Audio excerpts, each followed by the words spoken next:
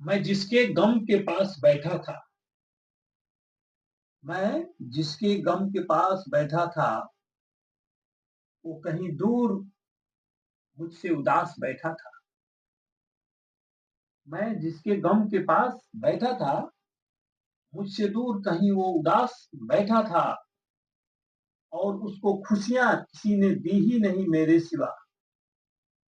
और उसको खुशियां किसी ने दी ही नहीं मेरे सिवा। कहने को तो बहुत सारा उनका खास बैठा था।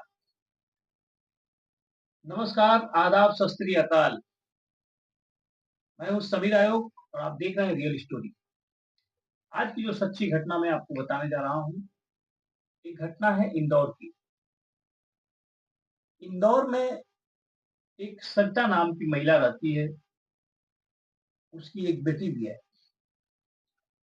और सरिता का भाई जो उसके घर आया हुआ था, रवि ठाकुर। रवि ठाकुर का बिजनेस है।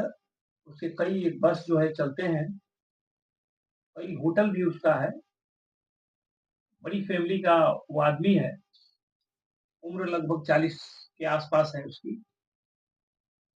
वो अपनी बहन के घर आया हुआ था और उसकी बहन सरिता थी। लेकिन पुलिस को सूचना मिलती है कि वो दोनों की हत्या हो गई है और धारदार हथियार से इन दोनों का गला काटा गया था। दरअसल ये सूचना किसी और ने नहीं, सरिता की एक बेटी ने दिया था। 15 साल की सरिता की बेटी अपनी मौसी के यहाँ गई थी। और वो जब घर आई उसके मोबाइल पे एक मैसेज गया था। सरिता ने किया था अपनी मोबाइल से, ये लोग मुझे मार देंगे। वो मैसेज सुनकर थोड़ा घबराई थी। वो पुलिस के पास जाती है और कहती है कि मेरी माँ ने ऐसा मैसेज किया, आप लोग हमारे घर चलिए। जब वो पुलिस को लेकर घर पहुंचती है तो उसकी माँ और उसके मामा रवि ठाकुर दोनों की लाश पड़ी थी। दोनों का गला धारदार हथियार से काटा गया था। पुलिस हैरान हो जाती है, ये भाई बहन है। और यहाँ कोई और, वहाँ कोई सीसीटीवी कैमरा वगैरह भी नहीं, कौन आया कौन गया। कोई सीडीआर वगैरह भी निकाला जाता है, किसी से कोई बातचीत नहीं। पुलिस बड़ी परेशान होती है कि फिर जो सरिता की बेटी थी उससे पूछताछ करती है कि तुम्हारा किसी से दुश्मनी या तुम्हारी माँ का किसी से और भी किसी तरह का संबंध, जो कोई आता जाता हो तुम्हारे घर। वो लड़की बताती है कि मेरे घर कोई और आता जाता नहीं था, लेकिन आज सरिता आंटी, सरिता की बेटी जो बताती है कि ममता आंटी आने वाली थी।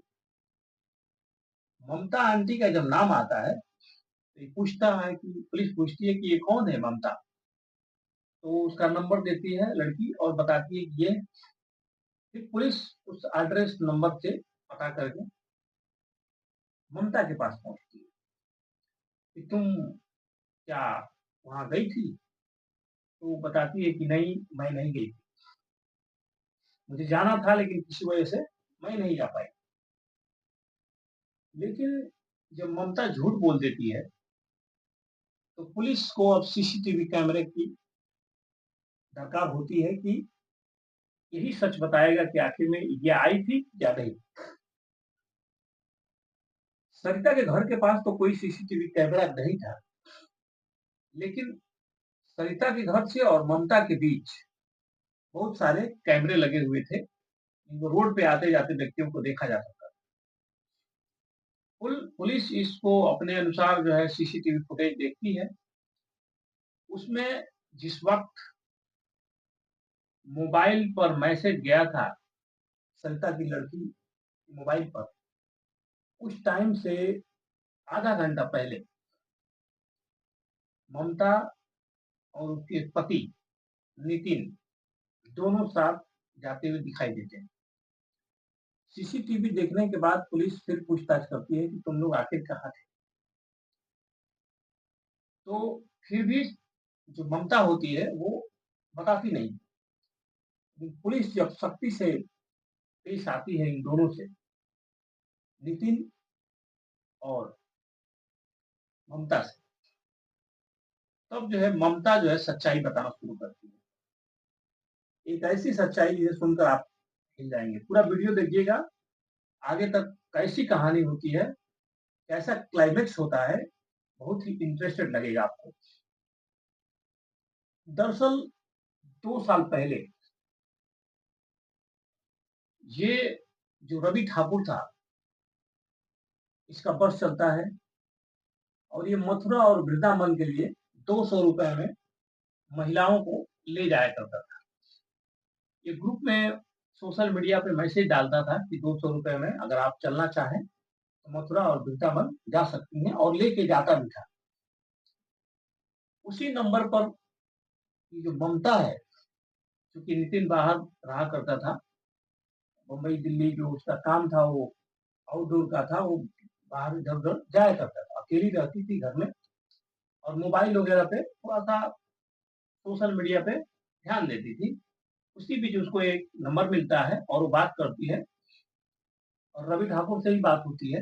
रवि ठाकुर के बस में वो वृंदावन मथुरा घूमने के लिए जाती है, और उस दौरान रवि ठाकुर से बहुत सारी इसकी बातचीत होती है। फिर नंबर भी एक्सचेंज हो जाता है। पर्सनल नंबर लेने के बाद जो है इन दोनों की बातचीत भी शुरू हो जाती है। नितिन चूंकि बाहर है, उसको कुछ खबर नहीं है, इसलिए ममता अपने हिसाब से समय निकाल करके अपने जो रवि ठाकुर है, इसका अपना होटल भी है, अपने होटल पे बुला लेता या कहीं भी मिल लेता। कई बार मिलते जुलते रहे, कोई दिक्कत नहीं आई। लेकिन एक बार जब ये रवि ठाकुर मिलने के लिए बुलाया ममता से, तो ममता वहां गई, और जाने के बाद उसने कहा कि देखो, हम लोग जो है आज कई दोस्त हैं, मैं अकेला नहीं हूँ, मेरे और भी दोस्त आए हैं, तुम्हें इनका भी साथ देना होगा, इनको भी खुश करना पड़ेगा। इस बात पर ममता जो है नाराज हो जाती है, और उससे कुछ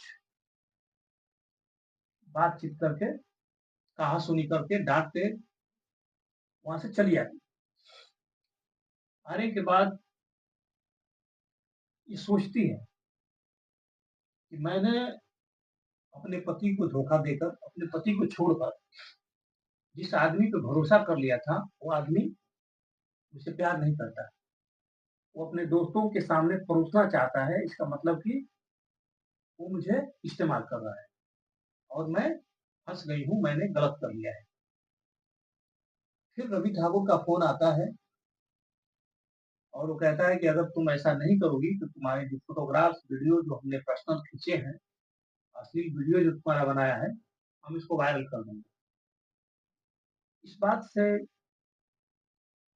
ममता डर जाती है, और वो सोचती है कि मेरे साथ आखिरी विकल्प यही है कि मैं अपने पति को बता दूं, शायद ये सच्चाई जानने के बाद मुझे माफ कर दे।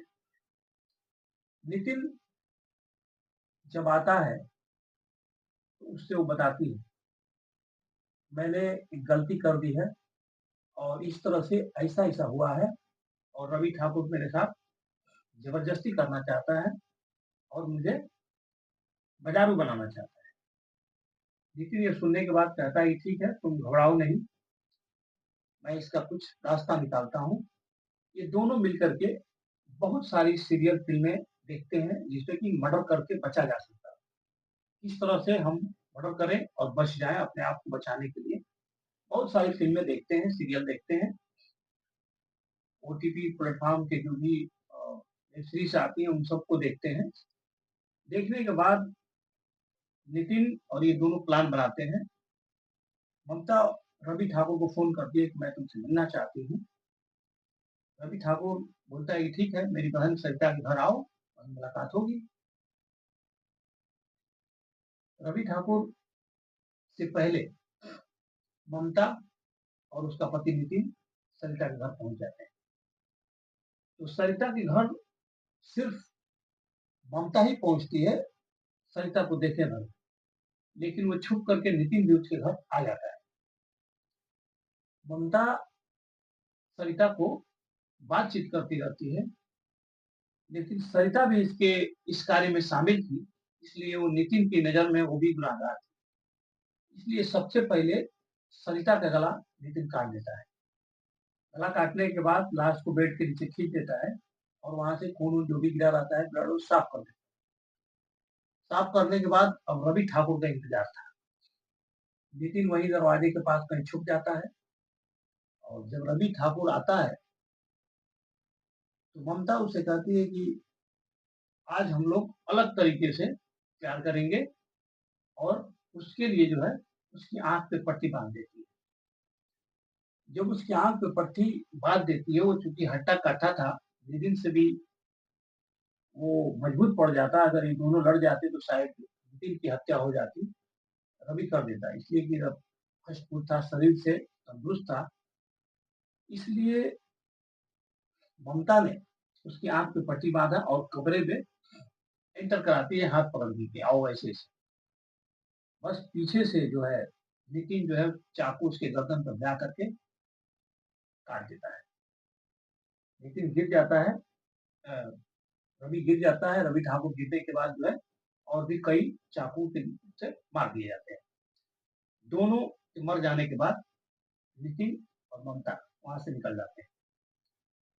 वहां से निकलने के बाद एक सरिता के मोबाइल से ही एक मैसेज कर देते हैं, जाते जाते एक मैसेज कर देते हैं कि ये लोग हमको मार देंगे, ताकि जो उसकी बेटी है ये समझे कि कोई आया था इनको मारने के लिए और मार करके चला गया।